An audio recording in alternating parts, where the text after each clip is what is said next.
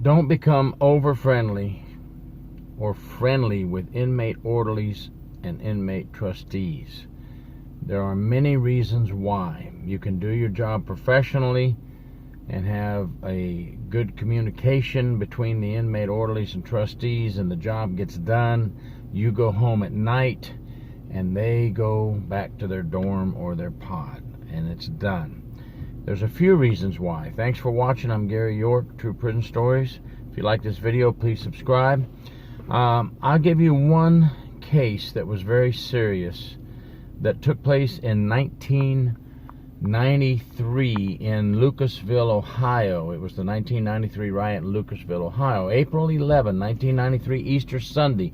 450 inmates went off in cell block L and rioted. Why? One of the reasons mentioned in documentaries later when they interviewed inmates was because the warden issued tuberculosis vaccinations, mandatory. So Muslims were against that, and then they got on the ball with other inmates, and a riot ensued. Now, there's about 25 reasons that riot ensued, not just the tuberculosis vaccines. And the reason I'm telling you this story, where 9 inmates were killed and 1 officer was killed, 8 officers were taken hostage. It cost about $450 million to the taxpayers of Ohio. It all started with one little small incident involving inmate orderlies. Now, in prison we have inmate orderlies who work in the administrative office, classification, cleaning things, picking up trash, mopping. We have orderlies and trustees in the dental areas and the medical areas, for anybody that's not familiar with inmate orderlies and inmate trustees. And they become very familiar with the staff. Inmate orderlies become to know the staff. They know everything about you because they hear your conversations, and they want to become personalized with you because you're working with the inmates. And some people fall into the trap of seeing the inmate orderly every day and thinking, okay, this is just a regular co-worker of mine. It's not, they know it's an inmate, but subconsciously they feel, okay, this person is fine, I trust this person, or it's okay to say things around this person. I can talk about my baby shower that I had the other day. I can talk about the fishing trip we had the other day. Well, be careful, folks, because this riot in Lucasville, Ohio has many reasons why it started, but one incident I'm just focusing in on today. Inmate orderlies had overheard the warden and his staff in the administration building talking about making tuberculosis vaccines mandatory for all inmates. Well, they transmitted this information right back on the compound. Remember, inmate orderlies and inmate trustees are a pipeline right back to the compound. They listen to everything, and they go tell all the other inmates on the compound what they've learned, what they've heard, leaving your paperwork out for them to see. They walk by, they glance at the papers on the desk, they see names on the papers. Just be careful. When the inmate comes into your office, when the inmate orderly comes into your office to clean, tell them, get the trash, take it out, vacuum or whatever, but don't leave them alone in there. Stay in there and watch them. Because if you leave them alone in your office thinking, I'll go grab a cup of coffee while they vacuum real quick, big no-no. They're either going to take something from your office, which will be contraband, back onto the compound, or they're going to snoop around and read confidential documents laying on your desks. It doesn't matter if it's medical documents.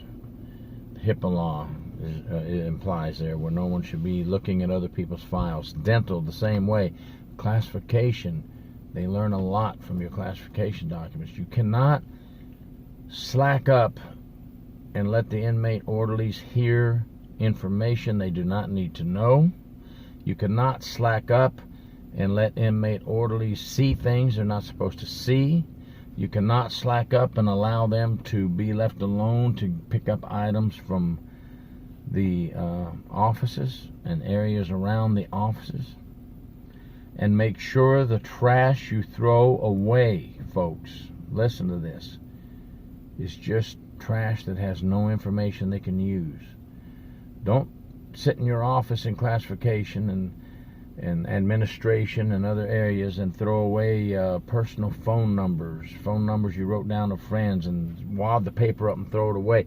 The inmates that pick up the trash take this back, and they check things. They look to see what's on the papers.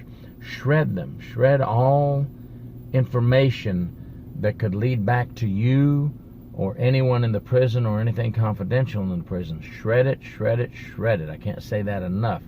They will gather intelligence from working as inmate orderlies and trustees. They will take it back to the compound. And as in the Ohio riot of 1993, yes, it was a transmission of information that the inmates heard, but it started the ball rolling. When the inmates heard this, they said, well, you know what?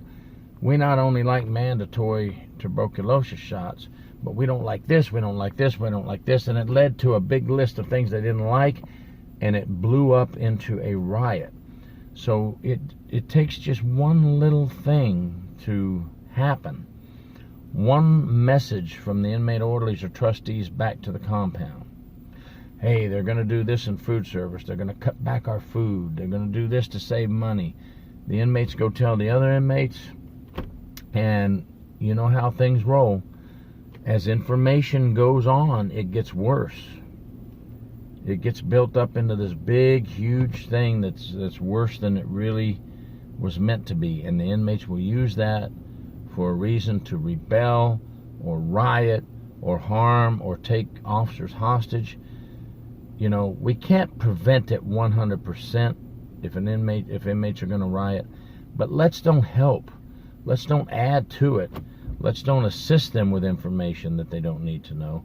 When the time comes for those tuberculosis shots that the warden wanted to do, they'll let them know eventually. But the word does not need to come from the inmate orderlies back to the compound.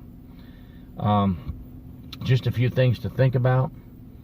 Inmate orderlies will take your personal information onto the compound and spread it all over. Soon all the inmates on the compound know about the warden's secretary. She did this the other day. She did that the other day. She went out to here the other day. She hangs out in this location. Because when you shop talk around the inmates, orderlies and trustees, because you feel comfortable around them, you're opening the door to many, many, many things that we don't need to have happen. So just an eye-opener. Don't forget about those folks. Don't make them a fellow trusted co-worker. They are there to do a job and then leave. And do not let them get a hold of confidential or personal information. It can lead to huge disasters. Thank you for watching True Prison Stories. Gary York.